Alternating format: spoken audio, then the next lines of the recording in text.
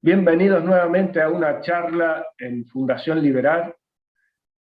Y en esta oportunidad vamos a tratar un tema que está haciendo mucho ruido en Cuyo, mucho ruido al oeste, que es acerca del Mendoexit, el famoso Mendoexit, y nos vamos a preguntar si este Mendoexit es un grito federal, si es el inicio de un camino a pensar en una Argentina federal de verdad y no como ha sido hasta ahora. Y para eso tenemos dos invitados de lujo. Uno, el padre de la criatura, Hugo Lariquia, quien es un microempresario, un emprendedor, más que empresario, un microemprendedor del turismo enológico de Mendoza, una persona que recorre y nos hace conocer las bondades de esa provincia. También, como dije, es el padre de la criatura del Mendoexit y actualmente es el presidente del partido Éxito. Hola Hugo, ¿cómo estás? ¿Qué tal, Rogelio? ¿Cómo te va? Buenas noches.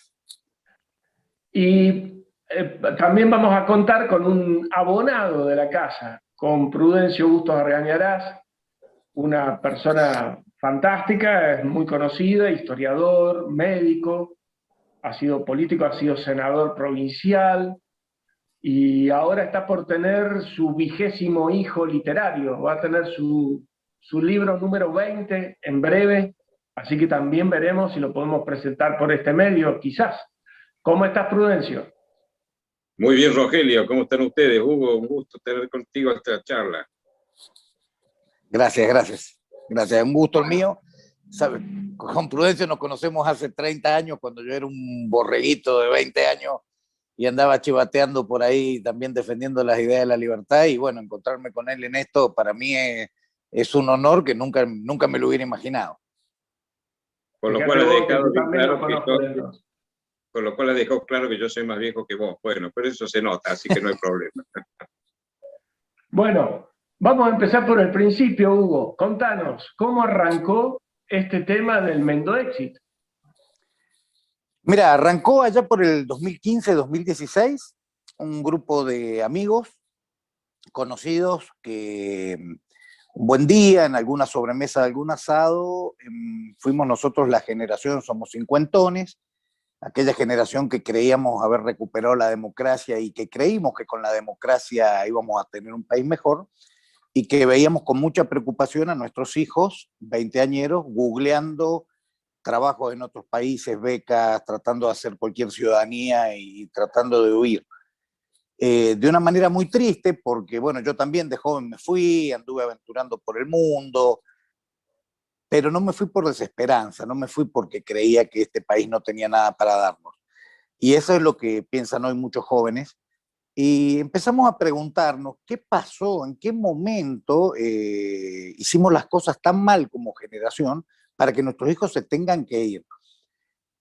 En esas charlas, la conclusión a la que arribamos fue que la Argentina ha emprendido el camino del suicidio hace ya mucho tiempo, producto de la fortaleza que tiene la Argentina. No se puede suicidar rápidamente, pero que hay una intención de suicidio.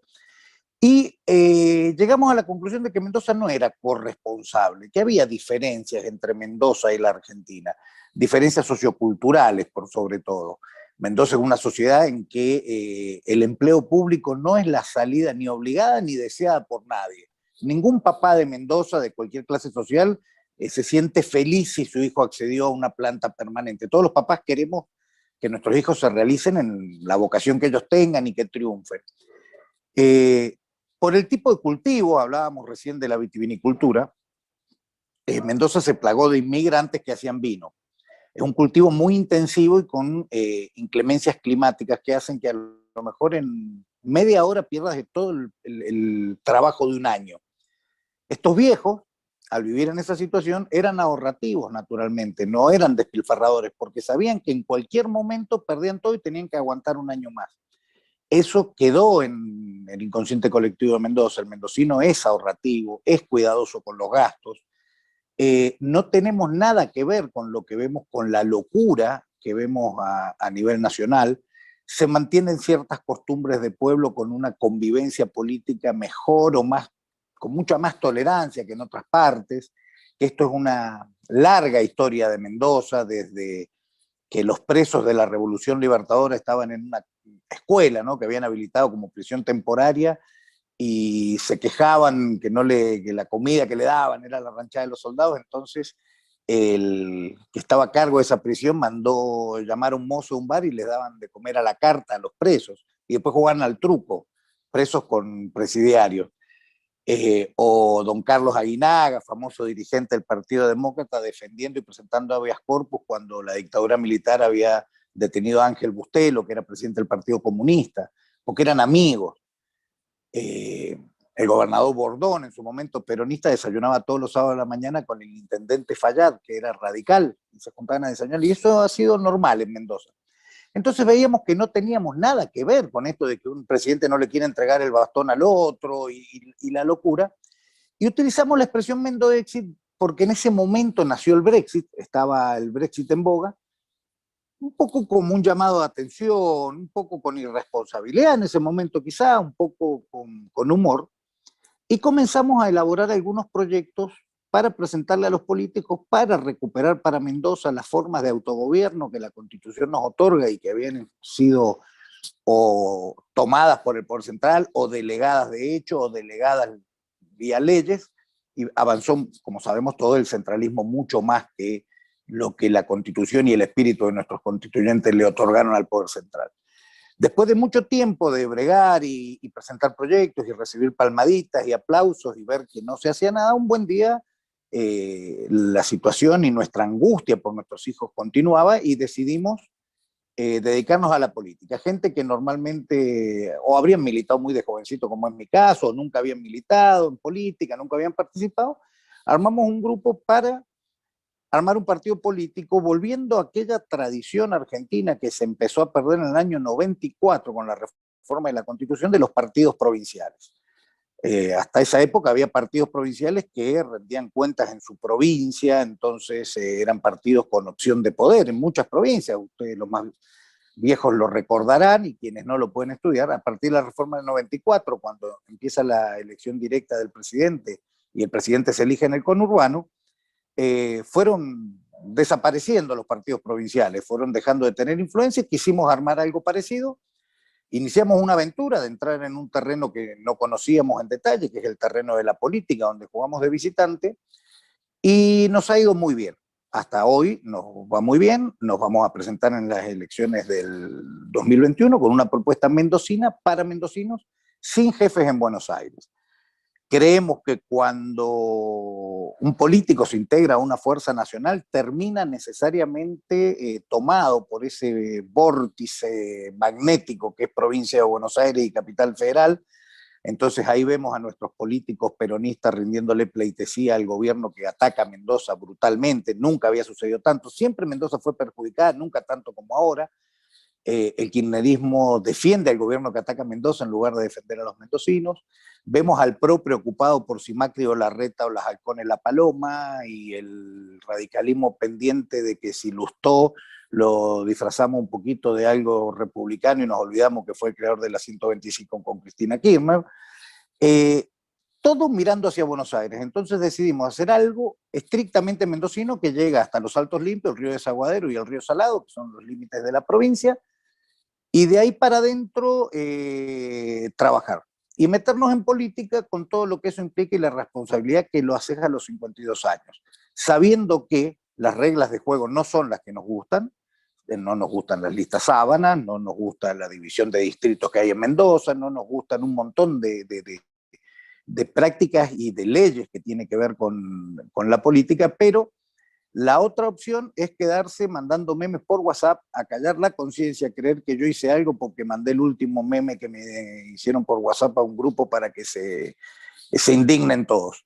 Queremos ser poder en Mendoza, queremos gobernar Mendoza a la mendocina, y hay dos formas de acceder al poder en un país como el nuestro. vía elecciones, para lo cual tenés que hacer política, presentar un partido, juntar las afiliaciones, hacer alianzas y hacer todo lo que al que no viene de la política le resulta un poco molesto, o tomar las armas, irte al monte, ponerte un pasamontaña y hacer una revolución. Son las dos alternativas que hay, no hay otra.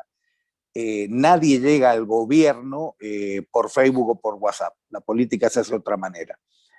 En este devenir fuimos cada vez captando más adhesiones, empezamos a figurar en las encuestas, empezamos a figurar en los medios.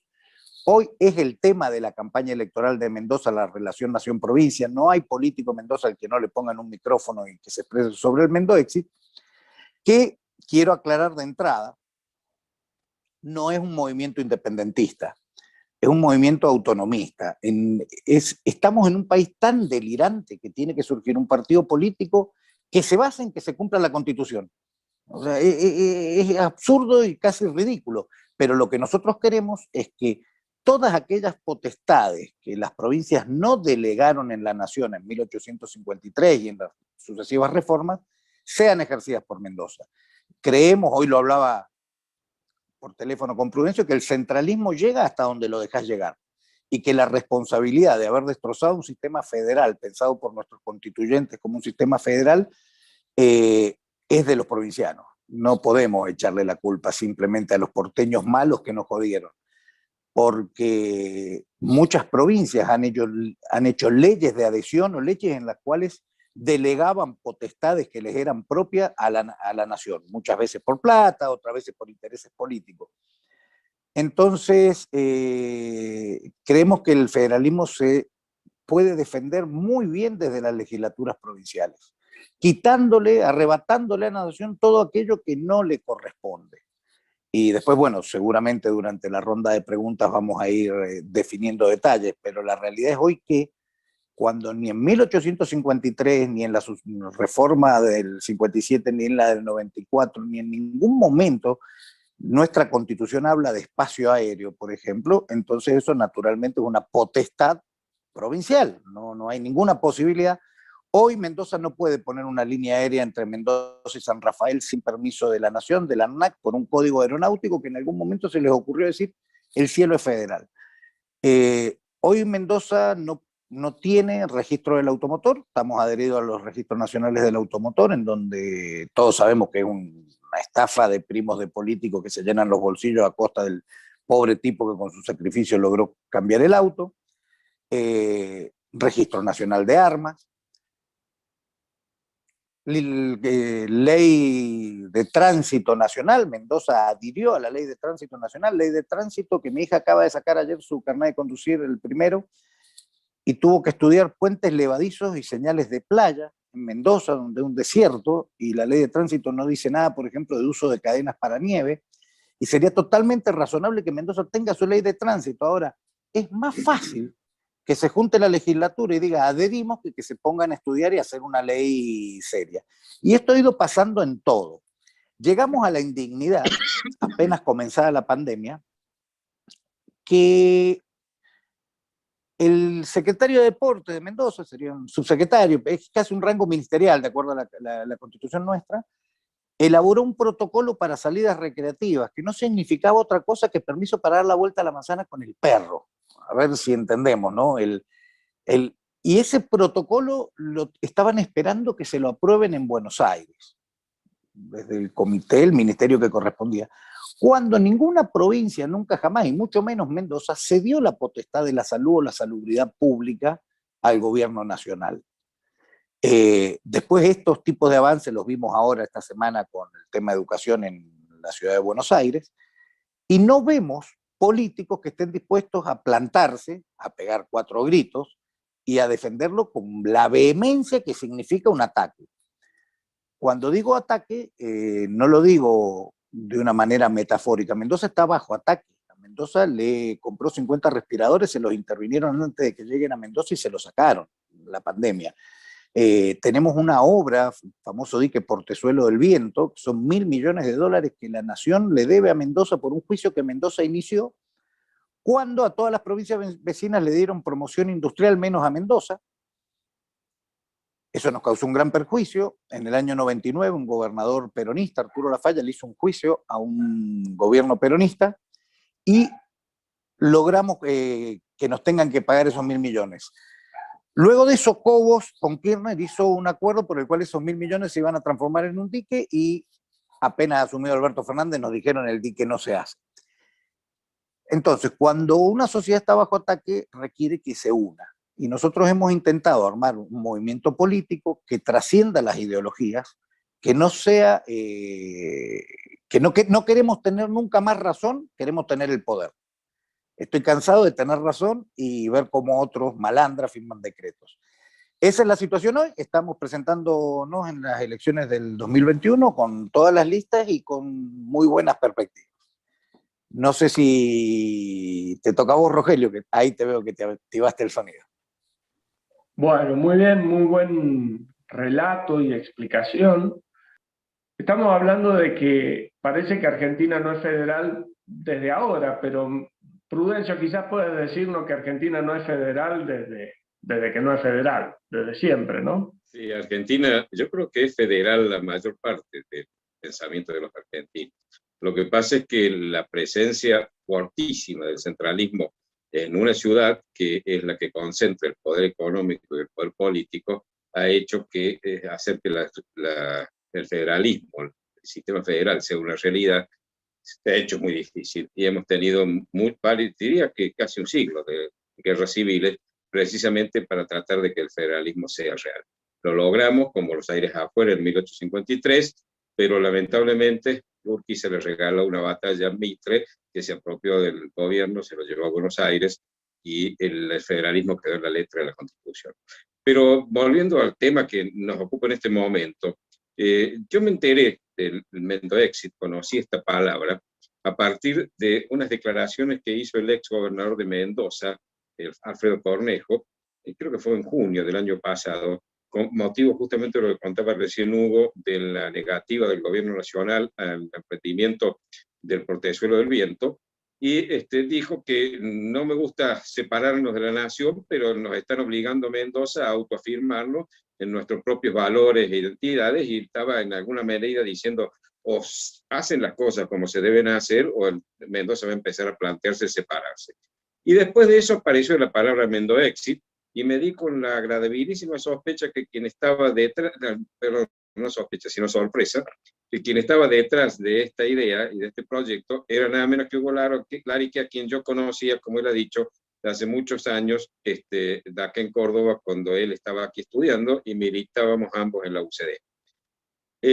Bueno, yo creo que Hugo ha dejado bien en claro que el Mendoexit no es un intento de separación, pero es un intento de utilizar nuestras fuerzas provinciales para hacer que el federalismo por el que tanta gente luchó a lo largo de mucho tiempo, y luchó no solo en términos políticos, sino también en términos castrenses, sea una realidad en la Argentina y volvamos a tener un país equilibrado.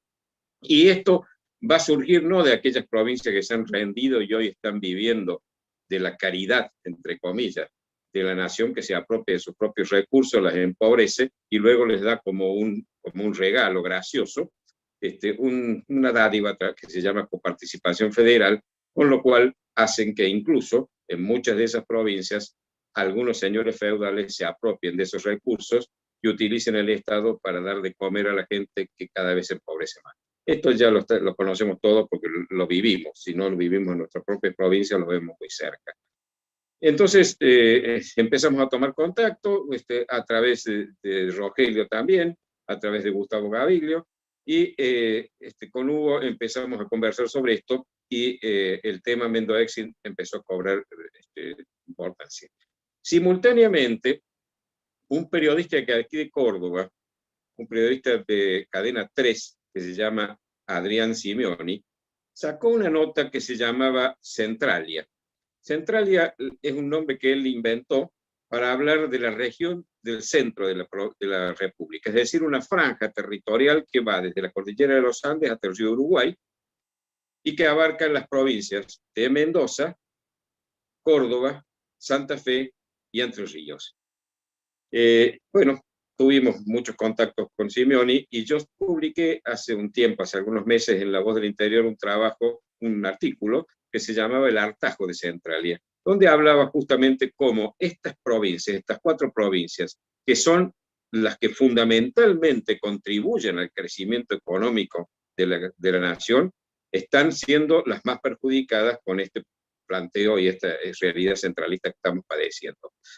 Entonces, en esos momentos también hubo una empresa de investigaciones, de encuestas, que se llama, creo que se llama Reale de la Torre, que creo que tiene sede en Mendoza y en Buenos Aires, hizo una encuesta para ver qué opinaban los santafesinos, los mendocinos y los cordobeses sobre esta realidad y si había en ellos alguna intención de poder desprenderse de lo que reciben de la nación para recaudar sus propios impuestos y vivir de lo que ellos mismos producen.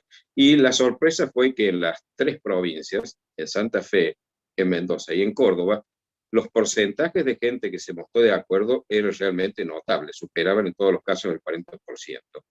Entonces, lo transmití en ese artículo y el hartazgo de Centralia fue un poco la reacción que un cordobés quiso mostrar, que también aquí en Córdoba estábamos, como en Mendoza, muy molestos con esto.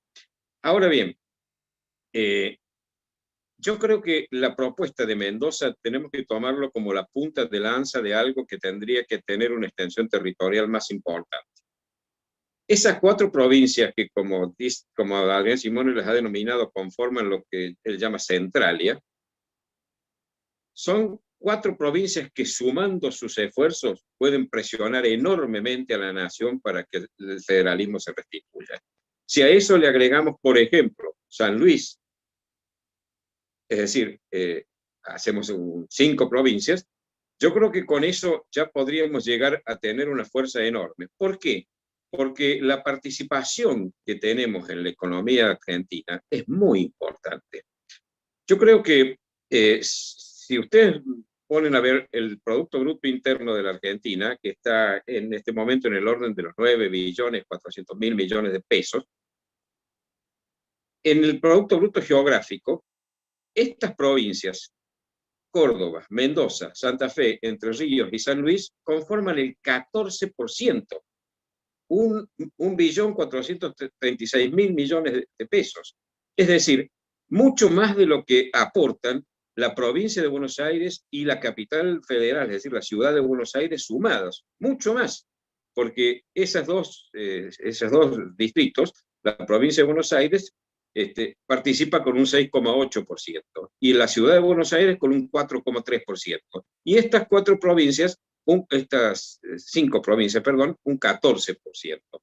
Es decir, que tenemos los instrumentos económicos para hacer del federalismo fiscal una realidad que hace tiempo que hemos abandonado y, como dijo bien Hugo, más por negligencia e incapacidad de mantenerla por parte de los provincianos que por el avance de los porteños, que en definitiva, bueno, pues juegan su propio juego y defienden lo que ellos entienden que son sus intereses, aunque a veces lo hacen de manera que no es apropiado. Yo creo que esto hay que avanzar. Y ya tenemos también otro instrumento del cual podríamos valernos. Existe lo que se llama la región centro. La región centro se inició como una intención allá por 1973, cuando el gobernador de Córdoba, que era Obregón Cano, el gobernador de San Luis, que no me acuerdo bien cómo se llamaba, creo que se llamaba Cresto, sí, creo que era Cresto, y el gobernador de Santa Fe, perdón, que era Silvestre Beñis, lanzaron esta idea de conformar las 3 provincias, Santa Fe, Entre Ríos y Córdoba, una región. Y luego, pasaron varios años, pero al final, en el año 1998, se conformó un bloque de integración regional que se llama la región centro, en donde estaban primero Santa Fe y Córdoba, y al año siguiente, en 1999, se sumó Entre Ríos. Si a ese bloque de integración regional subnacional, digamos, que es la región centro, le podemos sumar a Mendoza y a San Luis, entonces no solo tendríamos estas 5 provincias, como decía recién, que tienen un peso muy importante en la economía argentina, que son provincias que producen mucho más de lo que gastan, porque la nación se apropia de sus impuestos y violando la Constitución, por supuesto, y vuelve menos de lo que damos, podemos llegar a tener una presencia muy fuerte allí. Con una ventaja adicional, que desde el punto de vista territorial, vamos de la cordillera de los Andes hasta el río de Uruguay, como les decía. Entonces, podemos tener un proyecto bioceánico, es decir, lo nuestro es lo que se llama un corredor bioceánico, ya que desde Mendoza, a través de la cordillera de los Andes, tenemos acceso a Chile y al Pacífico. Y a través de Entre Ríos, del otro lado del Uruguay, podemos tener acceso al Atlántico y del Paraná también, por supuesto, a través del Río de la Plata.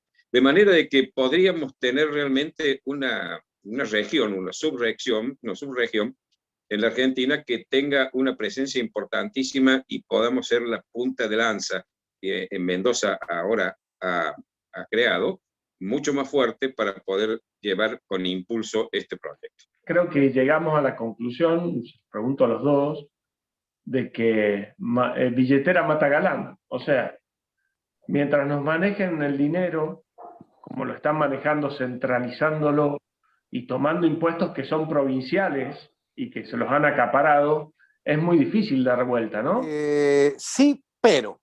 ¿Y cuál es el pero? Yo creo que acá el principal problema, digamos, es el diagnóstico, pero se soluciona desde la política. Se soluciona poniendo en el Senado de la Nación senadores que defiendan a la provincia y no que defiendan a jugar en la política a la gente que entiende esta situación. Yo coincido con Prudencio en ese proyecto, pero creo que para que eso funcionase, y a lo mejor es intuición, lo mío, yo no soy un académico, requiere fuerzas provinciales que hagan una especie de pacto confederal político, no un movimiento único político, ¿no? No un partido nuevo que tenga su presidente y luego sus presidentes provinciales, porque caemos en la misma. Tiene que nacer en Córdoba una fuerza de cordobeses que interpreten de qué va Córdoba, cuál es la realidad, cuáles son sus problemas y cuáles son sus características, defiendan la cordobesidad y que podamos conversar de igual a igual, en algún momento ir a plantar cara al poder central. Tenemos, por ejemplo, la Constitución Nacional del 75, inciso 2, que es una orden de los constituyentes del 94 al Senado de la Nación a empezar a tratar una ley de coparticipación. No se ha hecho. Venimos de pacto fiscal en pacto fiscal que cada vez son más dañinos para las provincias. Entonces tiene que haber senadores que lo planteen que la Constitución en ningún lugar dice, pese a lo que repiten todos, que se requiere una unanimidad de las provincias para hacer esto. Esto no lo dice en ningún lado la Constitución. Hemos recorrido los despachos de los constitucionalistas más prestigiosos y nos dicen lo mismo. Sin embargo, algunos medios nacionales con mucho alcance dicen que para tocar la coparticipación se requiere la unanimidad, lo cual nosotros decimos no es cierto y vamos a ir a presentar, a cumplir con eso. El organismo federal impositivo que también la Constitución manda a crear no se ha creado. Eso es un organismo que tienen que crear las provincias para controlar al poder central, no integrado por el poder central. Si es el controlado, no puede controlarse a sí mismo. Hay muchas cosas para hacer desde el Congreso Nacional, pero creo yo, desconozco Córdoba, pero doy por sentado que debe ser una realidad muy parecida, hay muchas cosas que se pueden hacer desde las legislaturas provinciales. Es tan simple como arrebatarle lo que es nuestro. Si, flaco, vos no tenés nunca más derecho a meterte a decirnos a los mendocinos cómo tenemos que, cuál es la velocidad máxima en una ley de tránsito. Estoy hablando de cosas simbólicas. Licitemos líneas aéreas internas en la provincia. Armemos registro del automotor, ejerzamos el poder en todo lo que se puede. No vayamos con un amparo cuando el presidente se nos mete, simplemente hay que desoírlo. Un amparo de Alberto Fernández sobre la presencialidad o no de los chicos de Mendoza en las escuelas, si es que llegara, tiene el mismo poder que un amparo, que un DNU, quiero decir, de Alberto Fernández, prohibiéndole a los chicos ir a la escuela, tiene el mismo poder que un DNU de Piñeira o de Putin en Mendoza. No tiene competencia, no tiene potestad, nunca se la dimos. Los mendocinos, junto con otras provincias, creamos una nación, acordamos entre nosotros no hacer algunas cosas para beneficio de las provincias, como por ejemplo no armar ejército, porque guerreábamos entre nosotros, mantener una representación internacional única, no acuñar moneda, leyes en materia penal, alguna otra poca cosa, después se agregó algo en el 94. Eso es todo lo que tiene que hacer la nación. Todo el resto, cuando digo todo, es todo, lo tienen que manejar las provincias, para lo cual requerimos que venga gente que tenga ganas de trabajar, que tenga ganas de ocupar cargos y tomar decisiones, no simplemente adherir a la ley nacional o adherir a lo que dijo mi jefe político en Buenos Aires. Hemos llegado en Mendoza a la indignidad de una senadora nacional que se llama Anabel Fernández Sagasti, kirchnerista, que había salido una nota en el diario de un pueblo muy chiquitito acá que se llama Lavalle, un muchacho que hacía música y no tenía una consola de sonido, un aparato de sonido. Vino a regalarle una consola de sonido, lo puso en videoconferencia con el presidente de la Nación y se le daba las gracias al presidente de la Nación por haberle dado una consola de sonido a un ciudadano de Mendoza en Lavalle. En eso se han transformado los senadores, en gestores. Entonces tenemos que escuchar que tal diputado entonces consigue cosas. La Constitución no habla de conseguidores o de gestores, habla de legisladores. Entonces queremos que esos gente que esté de acuerdo, y no hablo de un tema ideológico, en esto quiero ser muy claro, no se hace desde una ideología esto, se hace desde una pertenencia. A Mendoza la puede defender ante la nación perfectamente un liberal, un socialdemócrata, un socialista, un progresista, un conservador. Cuando vos estás bajo ataque, dejás de lado esas cosas, dejás totalmente de lado. Después entre mendocinos decidiremos si los troles, la empresa provincial de trolebuses tiene que ser estatal o privada. Pero después, hoy el tema es defender, en nuestro caso Mendoza, y me parecería fabuloso que vayan surgiendo movimientos similares dispuestos a defender su propio estilo de vida en Entre Ríos, en Córdoba, en Santa Fe, en el interior de la provincia de Buenos Aires, que yo lo agrego a esta situación que también la pasan mal en algunos pueblos del interior. Sería fabuloso, ojalá suceda. Nosotros hemos dado el primer paso, estamos un poquito más adelante y en lo que podamos ayudar lo haremos. Hoy estamos abocados a tratar de meter un senador nacional mendocino sin jefes en Buenos Aires. Prudencio, ¿vos no te parece que quizás este unitarismo nacional que estamos viviendo no se da también dentro de las provincias a veces y dentro de los espacios de gobierno? Por ejemplo, voy a dar un ejemplo. Los directores de hospitales han dejado de tener el manejo del hospital para ser simples representantes del Ministerio de Salud, por ejemplo. Sí, evidentemente el modelo tiende a reproducirse a escalas provinciales, y en las provincias, en algunas más que en otras, también suele haber un centralismo acentuado, no el centralismo brutal que hay a escala nacional, pero sí un cierto centralismo. Ahora, lo que pasa es que se ha perdido la conciencia federal, y yo creo que lo primero que tenemos que hacer es hacer que lograr que la ciudadanía recupere esa conciencia.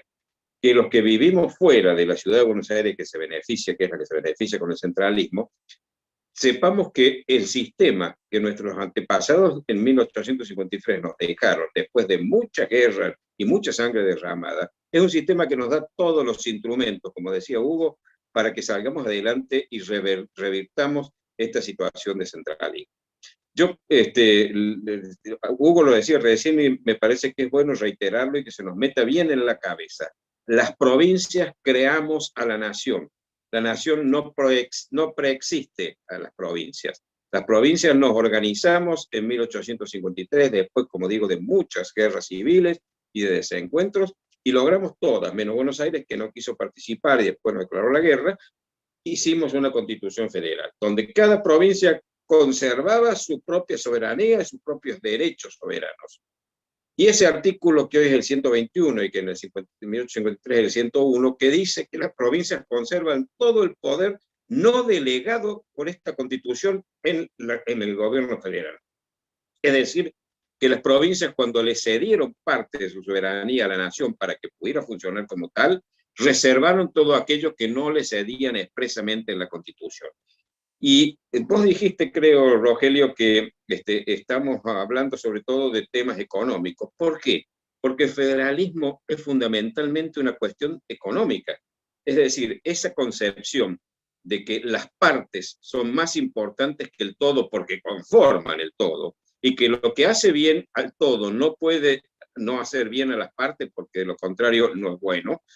Entonces yo creo que lo que primero que tenemos que acordar es que esas partes, las provincias, tienen que tener los recursos necesarios, los recursos económicos para poder mantenerse, desarrollarse por sí misma y contribuir a la nación para que la nación en su conjunto también se desarrolle. Entonces, ¿qué previeron los constituyentes en 1853? Que los impuestos los cobran las provincias. Es clarísimo, el artículo 4 y el artículo en aquel momento 64, que fija las atribuciones del Congreso, que hoy es el 75, en su inciso 2, no menciona que las provincias deleguen a la nación la facultad, por ejemplo, de cobrar impuestos indirectos, que son los que gravan el consumo, el IVA, por ejemplo. No, son de las provincias y sin embargo los cobra la nación. Y le permite al Congreso generar imposiciones de impuestos directos, es decir, los que gravan el patrimonio, la renta, como es el impuesto a las ganancias, el impuesto al patrimonio, etcétera, pero solo por tiempo determinado y en situaciones de extrema gravedad y en condiciones iguales en toda la parte. Es decir, es una situación de emergencia. Y sin embargo, de hace cuántos años que tenemos impuesto a los réditos, ahora impuesto a las ganancias, impuesto al patrimonio y ahora el impuesto a la riqueza que el año pasado se creó. Es decir, superponiendo incluso presiones tributarias sobre un mismo bien imponible.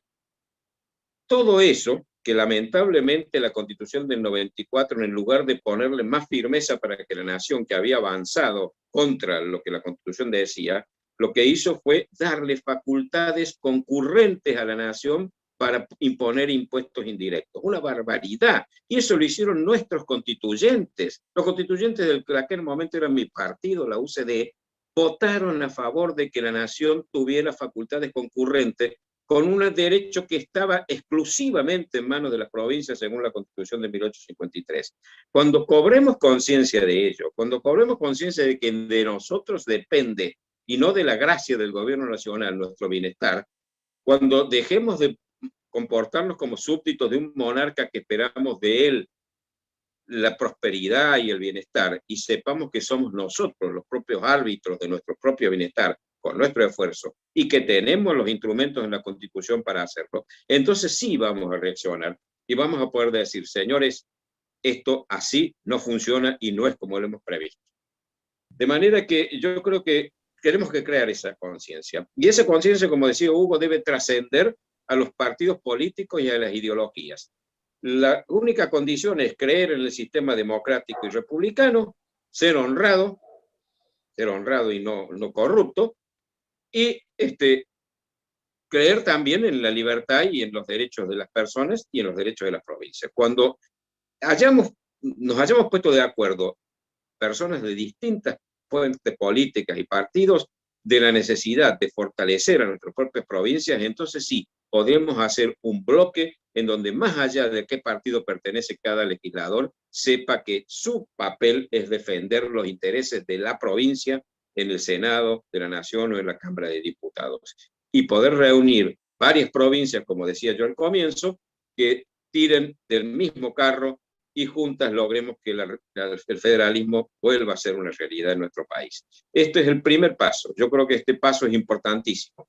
Pero si no logramos que la sociedad, la comunidad, el pueblo, nuestros conciudadanos cobren conciencia de la necesidad de impulsar esto y llevarlo adelante, vamos a estar sembrando en el desierto porque no vamos a cosechar beneficios. Y me hace pensar en dos cosas, ¿no? Y a ver si nos ayudamos, me ayudan Hugo y Prudencio.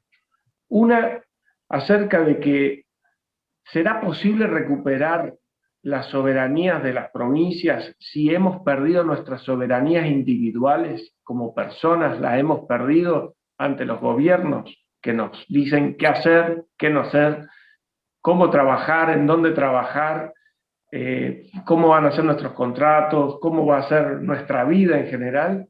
Eso por un lado. Y lo otro, ¿Recuperaremos el concepto de entender que un senador debe representar a una provincia? No sé, Hugo, ¿qué pensás? Sí, en primer lugar les pido disculpas si escuchan perros, pero yo estoy acá disfrutando una noche de otoño en Mendoza maravillosa y estoy en el patio y hay unos perros de los vecinos ladrando. Todavía en el interior pasan esas cosas bonitas. Sí, yo creo que hay, a ver, separemos las dos cosas. En primer lugar, creo que lo de los senadores que representen a la provincia, sí, en tanto y en cuanto se constituyan movimientos políticos que lo pregonen como su principal razón de ser. Vamos a defender Mendoza, Córdoba, Entre Ríos, etc. La encuesta de Real de la Torre, esa que hicieron el año pasado, que mencionaba Prudencio, ahora se hizo otra nueva en Mendoza, comparando los resultados esos con los actuales. Cuando se preguntaba si usted cree que los mendocinos pueden vivir independientemente, y decía 44 el año pasado, hoy dice 51. Cuando le preguntan a los mendocinos si creen que el gobierno nacional perjudica a Mendoza o la beneficia mucho, poquito, nada, tipo deshojando la margarita, el 80% cree que la perjudica mucho. La conciencia social está, la sociedad está.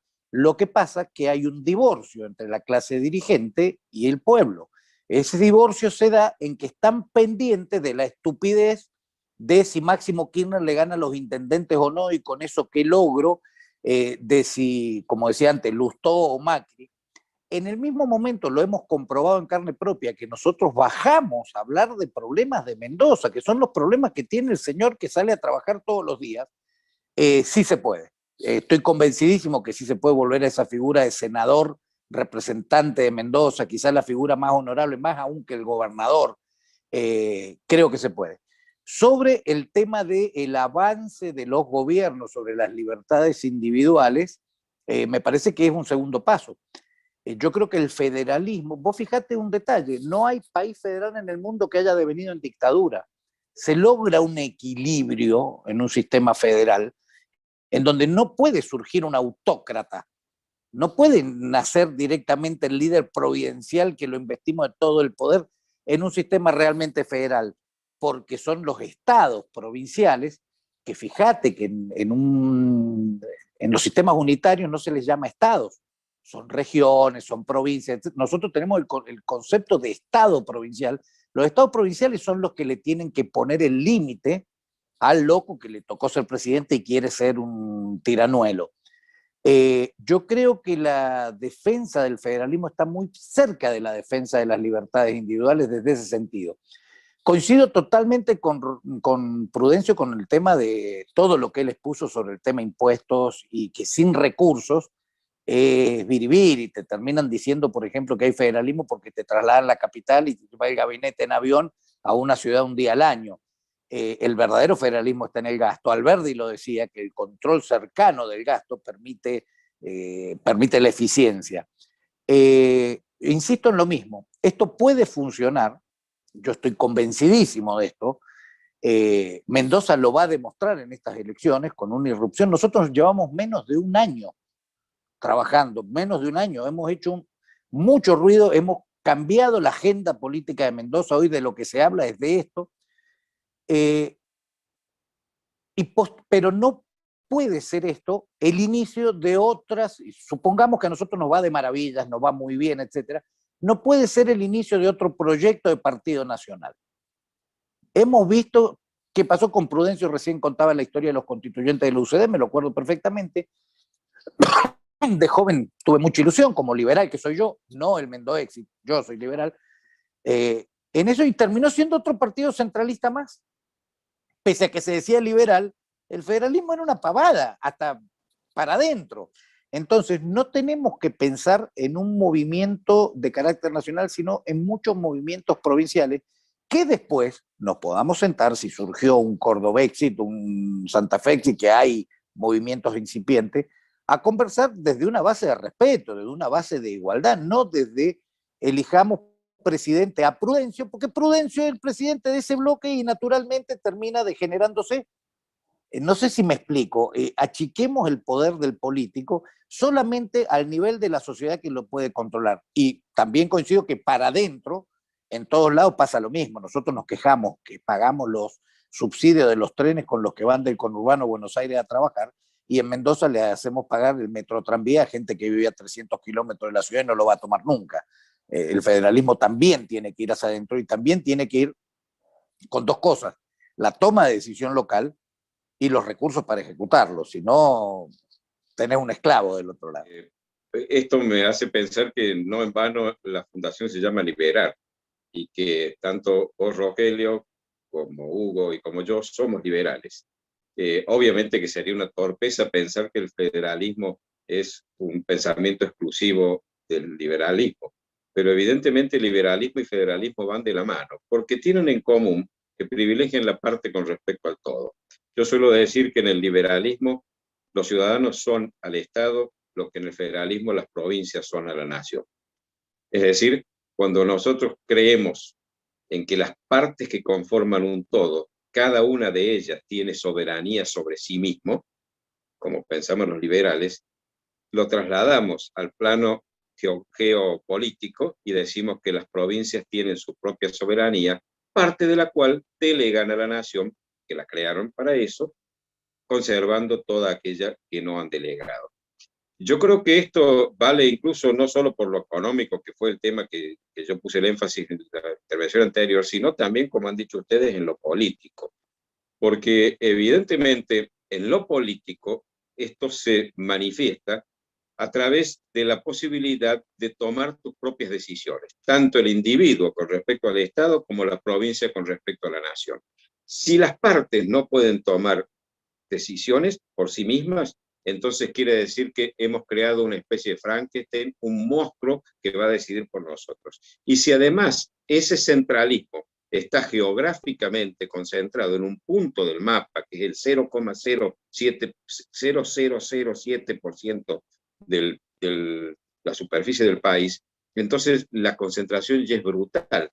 Cuando se concentran el poder económico y el poder político, no hay liberalismo posible ni hay federalismo posible, porque entonces en muy poca, el individuo o el pequeño grupo que logra dominar ese centro de poder económico y político domina todo el resto, con lo cual no hay federalismo. Y no hay liberalismo tampoco, porque termina, por supuesto, convirtiéndose en una especie de monarca absoluto del cual depende vida y hacienda de los ciudadanos, que terminan en manos de un populismo, porque el populismo es por definición monárquico, que pretende que todos comamos de su mano, todos iguales de pobres, para que ellos sean los únicos que se enriquecen, mientras el país se va sometiendo a una distribución de miseria que nos llega tarde o temprano a todos. Yo creo que es muy importante llevar esto adelante. Si creamos la conciencia en nuestros conciudadanos, sobre todo los que piensan por sí mismos y están dispuestos a hacerlo, yo creo que lo podemos conseguir. Y es cierto lo que dice Hugo, no nos cerremos, busquemos que esta conciencia federal entre también en el pensamiento de todos aquellos que militan en un partido político diferente, siempre y cuando sean personas de bien, honradas y quieran realmente al país. Entonces sí podremos sentarnos con los que sean, con radicales, con peronistas, con socialistas, socialdemócratas, y decir, bueno, en este punto estamos todos juntos. Esto es una política de Estado. Esto es algo que más allá del partido al cual yo pertenezco, todos nos comprometemos a que lo vamos a impulsar. Y si lo hacemos, vamos a lograr, como en 1853, que más allá del poder económico inmenso que tenía el centralismo y todas las objeciones, logramos todas las provincias menos una, sancionar una constitución que nos daba el instrumento para poder hacer del federalismo la realidad. Vamos adelante. Eso sonó a una arenga muy atractiva, Prudencio. No sé si hay, me parece, otro problema extra en este tema, porque estamos de acuerdo con respecto al centralismo. Yo no sé si es necesariamente el centralismo de Buenos Aires, o más bien es el centralismo del gobierno nacional. Me parece que pasa más por ahí. Pero también es cierto que con todo lo que ha ido sucediendo en Argentina, tenemos 7, 8, 10 provincias que son literalmente inviables. Hoy son inviables. Y que es medio complicado que vayan a cambiar sus posturas porque dependen de la billetera del galán. ¿Cómo podemos combatir ese problema. ¿Qué opinan? Yo no creo que sean inviables. Yo no creo que Formosa sea inviable. Lo pongo como el ejemplo arquetípico de la provincia más desastrosa, si se quiere, desde este punto de vista, ¿no? En cuanto a recibir dinero sin producirlo. Hace 150 años Formosa era un vergel, con unos ríos que los mendocinos los miramos con una envidia que ustedes no se pueden imaginar, con tierras cultivables, mientras que Mendoza es un montón de piedras sin agua. Para que sepan, Mendoza tiene cultivado el 3,5% de su superficie y no podemos cultivar una hectárea más porque no tenemos agua. Llevamos el agua con una manguerita, gotita por gotita a cada planta de vid. Ya no hay más agua, no se puede importar, no se puede fabricar. Hemos llegado al límite. En 150 años Formosa se transformó en lo que es y Mendoza se transformó en lo que es. Mantenerle a Formosa una planta de empleo público del 80%, sin ningún tipo de industria, sin ningún tipo de producción, hace que, digamos, no es natural la pobreza de Formosa, es generada por un sistema prebendario, clientelar, por los votitos que le pueda aportar. Formosa sería mucho más pujante si le quitas eso. Si le quitas eso, si le das, los obligás a trabajar. A ver, suena duro, pero los flacos se te terminó. No hay más empleo público, no vas a poder pagarle los sueldos. Esa gente va a tener que trabajar, va a tener que agarrar una zapa, un arado, una pala, cosechar tomate, hacer algo para vivir. Mientras le sigamos pagando los sueldos, los mendocinos o los cordobeses, en este caso que somos los que estamos conversando acá, no van a progresar nunca. Díganme si hay alguien, quizás los que estén escuchando también, no sé si se van a comunicar con nosotros, que crea que Santiago del Estero hizo un estadio digno de París y un autódromo digno de Tokio con el esfuerzo de los santiagueños.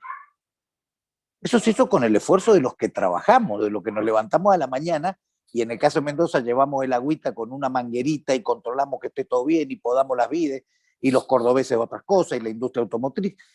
Entonces, ese concepto de provincia inviable no lo comparto. Lo que digo, hay un sistema inviable, no una provincia inviable. Formosa es mucho más que, naturalmente, diga, mucho más que Israel, muchísimo más que Israel, en superficie, en agua, en posibilidades. Lo único que falta es que trabajen.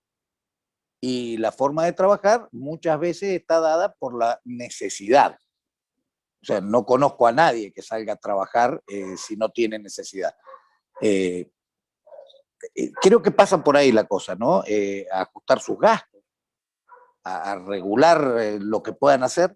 Eso haría que esa sociedad sería mucho más progre, mucho más activa, mucho más rica y con muchas más posibilidades de desarrollo de sus ciudadanos que con el sistema actual, en el cual un pibe a lo que no va a estudiar en la secundaria está condenado a entrar de empleado municipal, cobrar un sueldo de 40.000 pesos, que algún día le den un préstamo blando para hacerse su casita y vivir así hasta que se muera y sus hijos hagan lo mismo.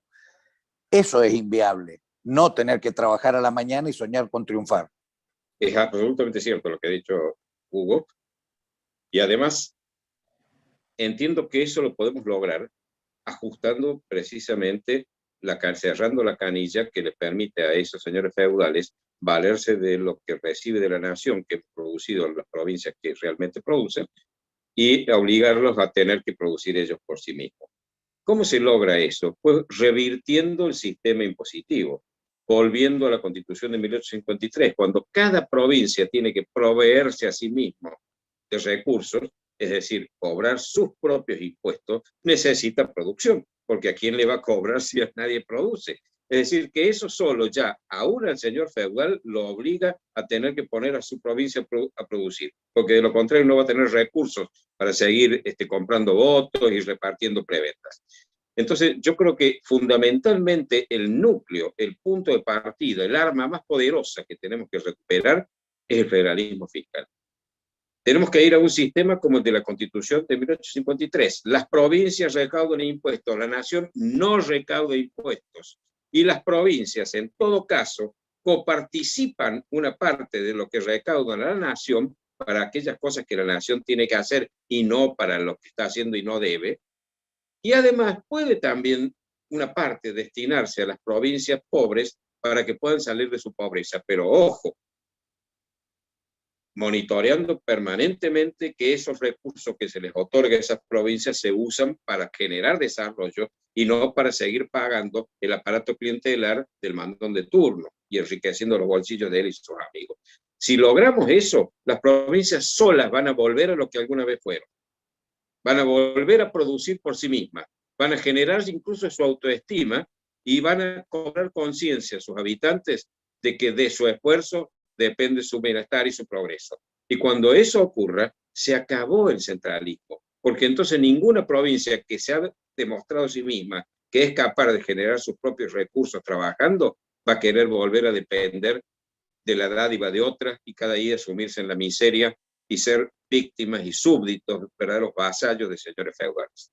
Pero bueno, lo dejo aquí porque creo que hay gente que debe tener intenciones de hacer preguntas y me parece que es bueno escuchar a ver qué intereses hay por ahí. Estoy intentando analizar más o menos las cosas que van subiendo en YouTube para hacer preguntas e invito a la gente a que haga preguntas para que se las compartamos.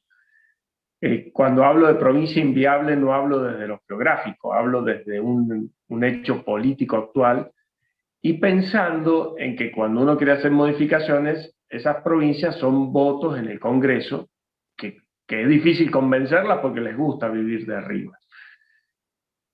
Yendo a lo político y a uno de los miedos que en algún lado del chat vi, que es el tema de si se debilita la oposición al fragmentarse, que es lo que la mayoría dice o intentan implementar y que la gente piense que es así, sí o sí, por el sistema DON, que por la distribución, si se fragmenta la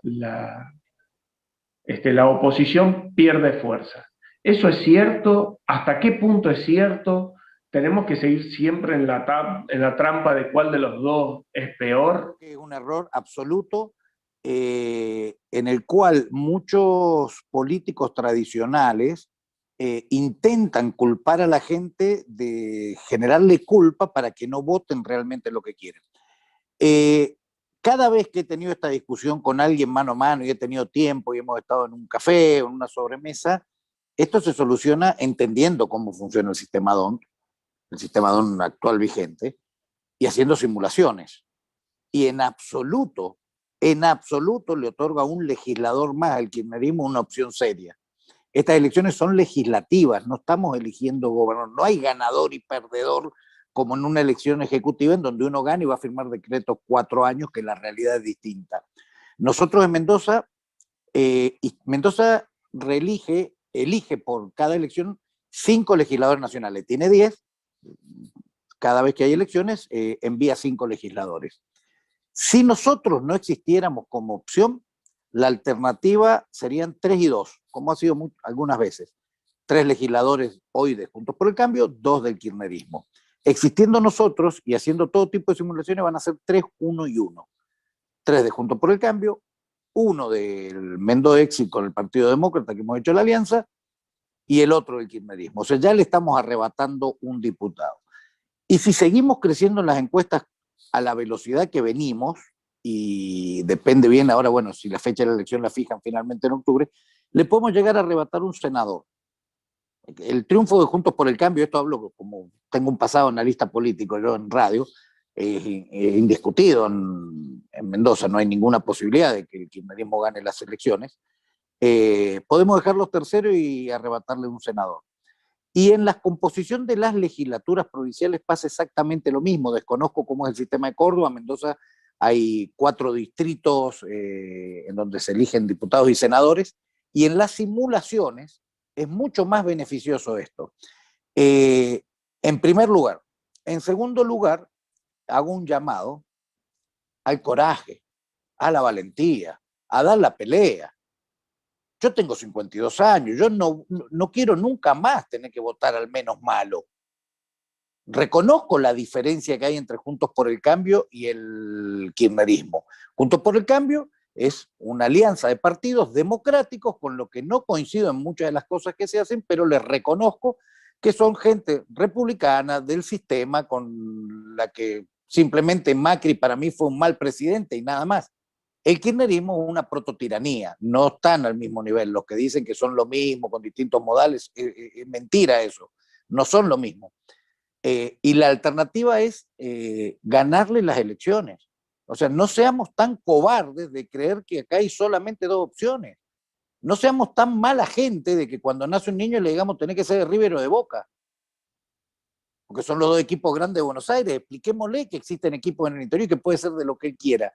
Y que a veces esos equipos del interior chiquito dan el batacazo. Y nosotros estamos apostando a eso, a hacer la gran sorpresa electoral de Mendoza y que ese ejemplo cunda a nivel nacional. No tengo nada que añadir, lo que ha dicho Hugo es clarísimo y lo comparto totalmente. En esta elección podemos darnos el gusto de hacer lo que realmente debemos hacer siempre, en la medida de lo posible, que es votar al que mejor nos representa y no al que consideramos menos peor. En la elección presidencial, posiblemente en estas circunstancias que nos va a tocar vivir en 2023, es muy probable que sí tengamos que ir quizás a una opción. Pero es una lástima que el sistema que impuso la Convención Constituyente de 1994, que tanto daño le ha hecho al federalismo y al sistema republicano, elevando, por ejemplo, al rango constitucional aberraciones antirrepublicanas como los decretos de necesidad y de urgencia, la delegación de facultades, darle categoría constitucional a las facultades de la nación que no tenía de cobrar impuestos, ha hecho además que la elección presidencial sea una elección en donde nuestra aberrante distribución demográfica, que hace que el 40% de la población esté en una provincia, que es la provincia de Buenos Aires, incluyendo en ella la ciudad de Buenos Aires, geográficamente hablando, elige el gobernador y un partido de esa provincia, del entorno de la ciudad de Buenos Aires, tenga mucho más peso que varias provincias. Es decir, eso ha sido una aberración que nos va a obligar seguramente en el 2023, para poner freno al kirchnerismo, que como dice Hugo, no es una proto-tiranía, si yo creo que es una verdadera tiranía, a votar a alguien que quizás no nos represente como nosotros quisiéramos, pero que tiene oportunidad de derrotarnos. Pero si tuviéramos nosotros el sistema que tenía la Constitución de 1853 y hemos tenido hasta 1994, que era el sistema de colegio electoral, entonces el primer voto que nosotros damos para presidente de la nación puede ser por aquel que mejor nos represente, el que creemos que es para cada uno de nosotros el ideal. Y después, con los electores que ese candidato haya tenido, aunque no haya salido primero ni segundo, se pueda negociar en el colegio electoral cuando hay dos opciones bien definidas que son los que pueden ganar, que esos electores voten al menos peor, por decirlo de alguna manera. Pero es una segunda instancia y además eso se puede lograr a través de acuerdos y decir, bueno, nuestros electores van a dar el voto a fulano de tal, pero bajo condición que cumpla y este requisito. Entonces, ahí viene no lo que es un gobierno parlamentario, que es un sistema distinto, pero por lo menos permite en una segunda instancia caer en la elección del menos peor y no en la elección original que cada uno de los ciudadanos hace cuando va a votar.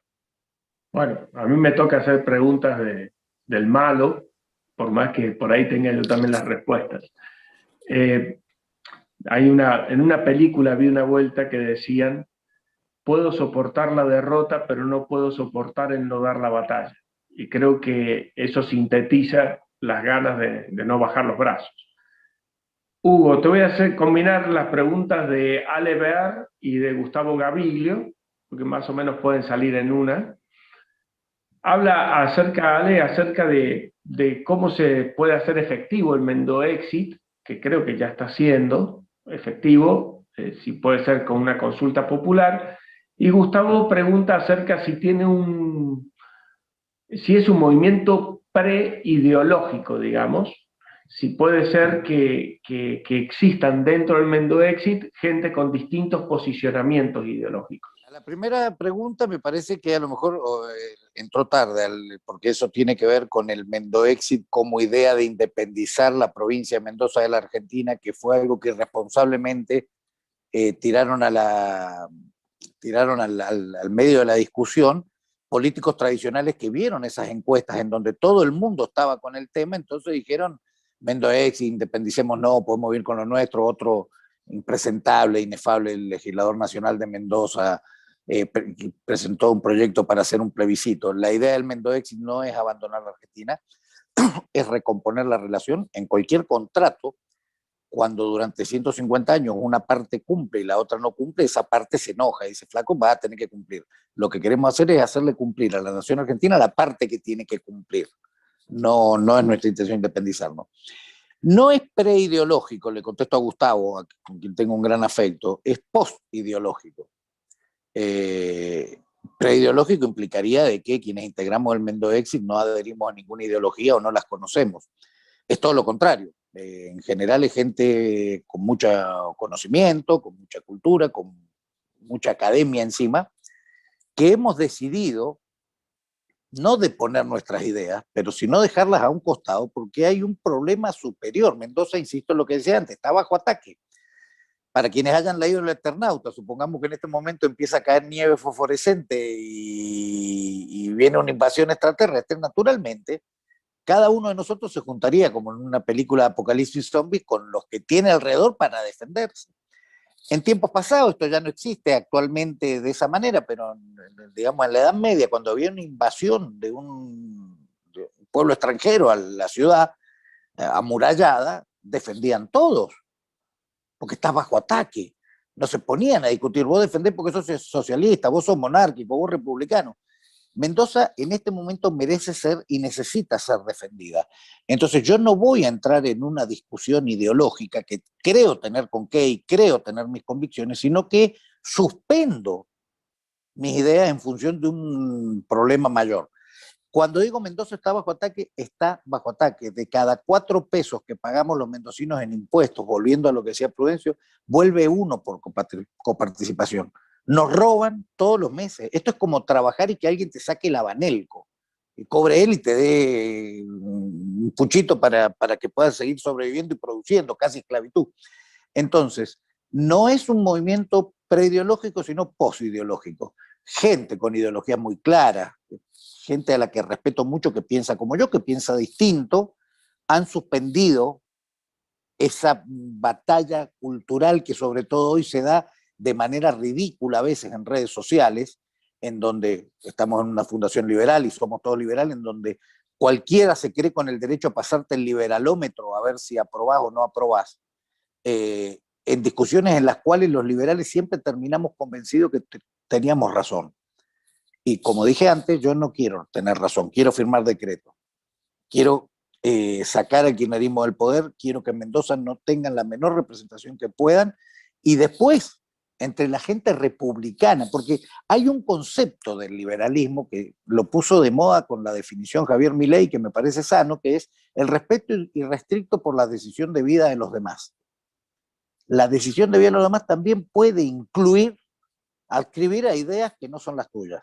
Debemos respetar a quienes piensan distinto. ¿Qué clase de liberales somos si vamos a ir a imponer nuestras ideas? Eso dejémoselo al trotskismo o al fascismo. Entonces, perfectamente yo me puedo sentar, y el Mendoexi lo ha integrado gente de toda idea, y a nadie le hemos pedido que renuncie a su idea. El radical que se suma sigue siendo radical, el conservador que se suma sigue siendo conservador y defiende Mendoza. Y cuando logremos consolidar esto, será el momento en que tengamos que entre nosotros decidir si hacemos Portezuelo del Viento o destinamos esos fondos a hacer otra obra. No porque lo diga un porteño con esbirros en Mendoza que lo defienden. Creo que más o menos he sido claro. A lo mejor me pongo muy enfático en esto porque me encanta el tema. Es que es atractivo el tema, es atractivo. La frase esa, que es de Alberto Venegas Lynch, hijo, Javier, con la gran cantidad de seguidores que tiene y demás, la ha subido al podio de las frases que se escuchan, por suerte, por suerte. Pensaba también que a Mendoza le pasa como al que paga impuestos y la plata le termina en un plan social de otra persona. Entonces, la plata de Mendoza termina en un plan social en otra provincia, ¿no?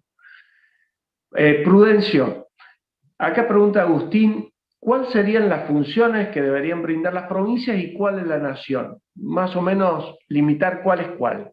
Creo que la Constitución en eso sigue siendo clara, porque muchos de los artículos que se han modificado no han logrado todavía cambiar la esencia de eso. La nación debe ocuparse de aquellas cosas que hacen al interés conjunto, al interés de todos los habitantes, es decir, la defensa, la justicia federal, que tiene su papel fundamental a través de la Corte Suprema, que es la defensa de la vigencia de la Constitución, y el manejo, por ejemplo, de los recursos de la aduana, de importación e exportación, que son recursos previstos en el artículo 4 de la Constitución. Esas son las funciones fundamentales, es decir, tiene que tener una justicia federal, tiene que tener un sistema de seguridad federal también, una policía federal, que no sea solo para el distrito de la ciudad capital, sino también para contribuir al funcionamiento de la justicia federal, que necesita una policía al efecto, y puede realizar algunas otras funciones que se llaman, a través de lo que se llama el principio de subsidiariedad del Estado, es decir, aquellas provincias que no puedan proveerse a sí mismas ciertas cosas, durante un tiempo, hasta tanto lo logren, la nación pueda suplirla, para lo cual las demás provincias podrán contribuir a través de los impuestos que recaudan. El resto es todo de las provincias, absolutamente todos, todo. Perdón, insisto que también está la defensa, que la nación debe ocuparse, ¿no? Pero la educación es de la nación. La salud pública es de la nación, es de las provincias. La salud pública es de las provincias. Es decir, el dictado de normas de convivencia, como pueden ser los códigos procesales, como puede ser incluso, yo creo que deberían ser incluso el Código Penal y el Código Civil, deberían ser también de las provincias. Los estados de los Estados Unidos de América, cada uno de ellos tiene sus propios códigos. Y en algunos de ellos existe, por ejemplo, la pena de muerte y en otros no. Y funciona perfectamente bien. Un país que es grande, como el nuestro, de casi 3 millones de kilómetros cuadrados de superficie continental, no puede ser manejado desde un punto del mapa, porque como bien decía Juan Bautista Alberdi, el que gobierna de lejos, gobierna tarde y gobierna mal, porque no conoce la realidad del lugar donde se está tomando la decisión. ¿Quién sabe mejor que el que vive en el mismo lugar qué debe hacerse y a qué debe asignarse los recursos porque es necesario? Y cuando hablo de federalismo, estoy también haciéndolo extensivo a la autonomía y a la capacidad de decisión que deben tener los municipios. En una ciudad pequeña, en un pueblo, ¿quién sabe mejor que el intendente, porque es decir, uno de los vecinos, de las necesidades que tiene el pueblo o la ciudad y de la conveniencia de invertir en tal o cual obra? No lo sabe mucho mejor de lo que puede saberlo el gobernador y mucho más de lo que puede saberlo el presidente de la nación. Entonces, la mayoría de las decisiones en un país federal deben tomarlo los estados subnacionales, llámese provincias, estados o lo que sea. Y eso es lo que preveía la Constitución de 1853. Y siguen, insisto, en su letra previéndolo. Lo que pasa es que la Constitución para nosotros se ha convertido en una especie de sugerencia, en una especie de manual de propuestas que si les parece bien háganlo y si no, no, déjenlo. Y la nación ha avanzado en apropiarse de un montón de cosas que no le corresponden. Con un agravante, que muchas de esas cosas que la nación está haciendo, sustituyendo a la provincia, lo hace con un criterio de distribución absurdo. Porque, por ejemplo, a los que viven en la ciudad de Buenos Aires, el resto del país le pagamos los subterráneos, los trenes urbanos y suburbanos, justicia, policía, institutos de menores, hospitales, electricidad, Edenor, Edesur, que son privadas, pero las subsidiamos todos los argentinos. Hasta el agua corriente y las cloacas, que son eminentemente municipales, en Buenos Aires y sus alrededores la maneja una empresa que se llama AISA, y es una empresa nacional que mantenemos todos y les pagamos unas cifras multimillonarias en subsidios, todos los argentinos, incluso muchos de ellos a costa de su pobreza, para que los porteños y sus alrededores tengan un buen servicio de aguas potables y cloacas. Es decir, todo eso no puede hacerlo la nación, ni en Buenos Aires ni en ningún lado, salvo, insisto, en algún lugar donde no puedan proveerse a sí mismos, y ahí está el principio de subsidiariedad del Estado, que los liberales lo conocemos muy bien, lo que debe ser. Eso es subsidiar. Subsidiar no es dar una dádiva a alguien para que sin trabajar pueda vivir con el producto de del esfuerzo de otro, sino que el subsidio es sustituir lo que por alguna razón alguien o una provincia o un municipio o una persona no pueden, que el resto, porque para eso somos una sociedad y una comunidad, lo ayude a salir de ese paso mientras esa situación descubre. Yo creo que está clarísimo cuáles son las funciones que debe tener la nación. Son muy pocas y muy importantes y categóricas. Cuando hay una invasión de un ejército extranjero, cuando entramos en guerra, es la nación la que debe manejar el tema. Eso es absolutamente claro. Pero el resto de las cosas, lo cotidiano, deben ser las provincias. Si me permitís, Rogelio, sí, yo coincido con Prudencio. Hay algunas cosas que yo inclusive cuestionaría de la Constitución del 53 en cuanto a el federalismo, como por ejemplo el monopolio de acuñar moneda en la nación, que ha llevado a este nivel de locura de destrozar la moneda. Y yo estoy segurísimo que los mendocinos hubiéramos cuidado mucho más nuestra moneda que lo que hizo la nación. En los tiempos de las cuasimonedas, cuando estaban los Lecor, Lecop, Patacones, etcétera, dando vuelta, Mendoza hizo los Petrón. Los garantizó con regalías petroleras y los pagó. Fue la única provincia que no cantó el seco a todos después cuando pasó la crisis del 2001 y pagamos todos y cada uno de los Petrón que habíamos emitido. Somos cuidadosos naturalmente, nuestra sociedad lo es. Pero no podemos emitir moneda, la Constitución no lo dice. Entonces, en estos tiempos y en las circunstancias y la coyuntura que atravesamos, yo me conformo con recuperar todo aquello que no le delegamos en la Constitución. Si nos equivocamos delegándole en la Constitución algo, no la aguantamos. Está en la Constitución, habrá que modificarlo algún día, es un sueño de muchos años. Pero mientras tanto, hoy hay un montonazo de cosas que puede hacer. Yo pongo el ejemplo del Registro Nacional de Armas, que un puestero en Malargüe, Mendoza, cuyos chivatitos se los comen los pumas, tiene que tener un arma. Como cualquier hombre de campo en cualquier lugar del mundo tiene que defender su ganado. Y no puede depender de la voluntad de un funcionario que está en Palermo, que no tiene la menor idea. Tener una escopeta del 16 en Malargüe, tenerla en Palermo no es lo mismo.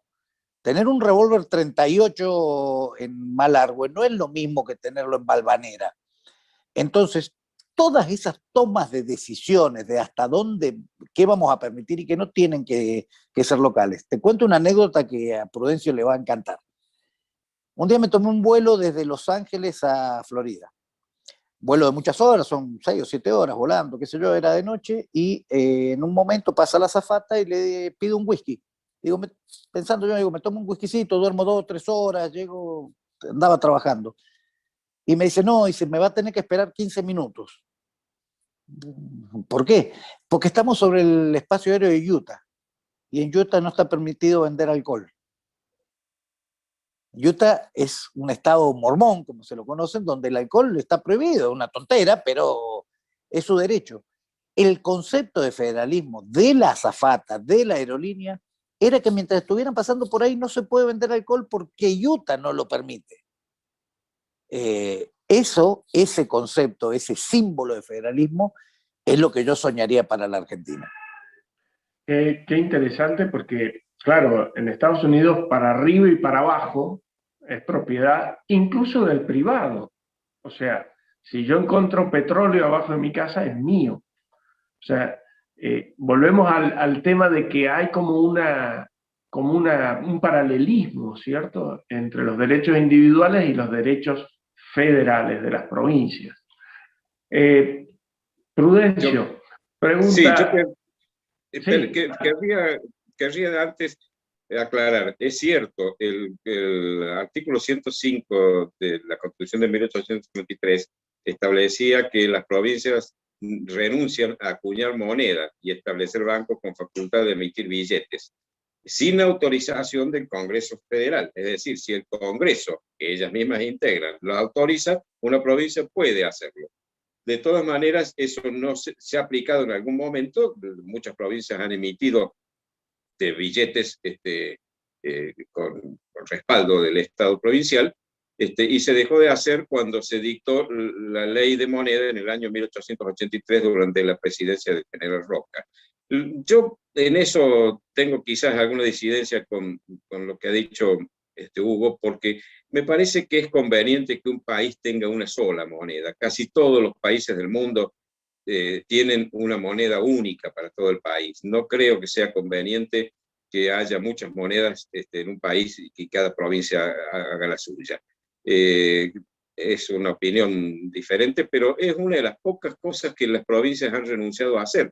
Estaban en el artículo 105 de la Constitución de 1853. Es decir, no pueden hacer la guerra entre ellas, no pueden establecer derechos de tonelaje, armar buques de guerra, levantar ejércitos, salvo en caso de invasión exterior o de un peligro inminente, ¿no es cierto? Es decir, ni nombrar agentes extranjeros, ni recibir órdenes religiosas, es decir, todas ciertas cosas que hace la nación. Pero en lo que hace a lo cotidiano, es decir, a la vida de todos los días de los ciudadanos, la mayor parte de las facultades para tomar decisiones, según la Constitución del 53, son de las provincias. Escucho la pregunta que me ibas a transmitir, Rogelio. Sí, decía María Pía, preguntaba si la forma de iniciar este proceso de cambio podría ser a través de convenios interprovinciales, como para empezar de a poquito, digamos. Sí, desde luego. Justamente en el comienzo yo decía que el primer paso de crear un organismo, un bloque de integración regional, subnacional, como es la región centro, podía servir de base para hacer acuerdos entre las provincias, en particular esas 5 que yo mencioné al comienzo, que son provincias que producen lo que gastan, y más, mucho más de lo que gastan, porque transfieren la mayor parte. Esto sería el primer paso para consolidar un área, una región, que pueda valerse por sí misma y unir esfuerzos para hacer que el federalismo se extienda a todo el país y que las provincias que hoy están mantenidas por la nación puedan volver a mantenerse a sí mismas y no estar dependiendo de lo que producen otros. María Pía vive en Catamarca y yo he vivido en Catamarca. Voy a hacer una confesión: María Pía es mi hija. Así que me llena de emoción y me encanta saber que está escuchando y que ha hecho una pregunta que me parece que es muy inteligente. Yo he vivido en Catamarca. María Pía nació en Catamarca porque yo viví 3 años allí. Y Catamarca es el ejemplo muy claro, así como el que dio Formosa, pero de otra manera, de cómo, siendo una provincia muy próspera, en el primer censo que se hizo en la Argentina, que fue en 1778, 1779, por orden de Carlos IV, Catamarca estaba en el 4º o 5º puesto de las provincias argentinas, de las ciudades y su jurisdicción, como eran entonces, en términos de desarrollo. Es decir, era una ciudad y su jurisdicción, lo que hoy diríamos una provincia, realmente próspera y que vivía de su propio esfuerzo, y era realmente un ejemplo para la Argentina. Lamentablemente, desde que Mitre, el gran golpista de nuestra historia, después de Urquiza regalarle el triunfo en Pavón, se apropió de la nación, y una de las decisiones que tomó para afianzar el centralismo y eliminar el federalismo fue prohibir a las provincias andinas a comerciar con Chile, es decir, a sacar sus productos por el Pacífico, diría hoy, y eso hizo que Catamarca y muchas otras provincias andinas fueran perdiendo su posibilidad. Catamarca vendía hacienda en pie a Chile, cruzaban la cordillera y estaban íntimamente vinculados a Chile. Copiapó era un puerto a través del cual Catamarca comerciaba, e incluso de Copiapó salió Felipe Varela cuando armó un ejército para oponerse al centralismo de Mitre. Así que esa es una provincia que claramente sabe que cuando se le dan las condiciones y se le permite trabajar por sí misma sin centralismo, puede llegar a ser una de las provincias mejores del país. Y más vale que te escuche María Pía, si no la desheredás, así que queda claro. Bueno, no va a perder gran cosa. Sí, en Catamarca está la segunda ciudad, pueblo, ciudad, no sé si llega a ser ciudad ahora, más antigua de Argentina, ¿no? Después de la Ciudad del Barco. Londres. Bueno, Londres, sí. ¿acaso hay otro Londres? Dicen los catamarqueños. ¿Acaso hay otro Londres? Bueno, Londres de la Nueva Inglaterra se llamaba, así la llamó Pérez de Zurita. Pero hay que aclarar por qué se llamó así, porque en ese momento Felipe II, rey de España y rey nuestro por lo tanto, era rey de Inglaterra, uxoris iuris, es decir, por el derecho de su mujer, porque estaba casado con María Tudor, que era reina de Inglaterra. Y por eso, en homenaje a Felipe II, Zurita le puso Londres de la Nueva Inglaterra y aún conserva ese nombre, Londres. Una ciudad pequeña pero muy simpática. Antes que se desconecten el resto, les tenemos una sorpresita para decirles cuál va a ser la próxima reunión que vamos a tener, pero en este momento le vamos a dar la palabra a las dos personas que gentilmente nos han acompañado para que cierren y digan lo que tengan en mente para dar un mensaje esperanzador a todos. Hugo. Se puede, o sea, we can.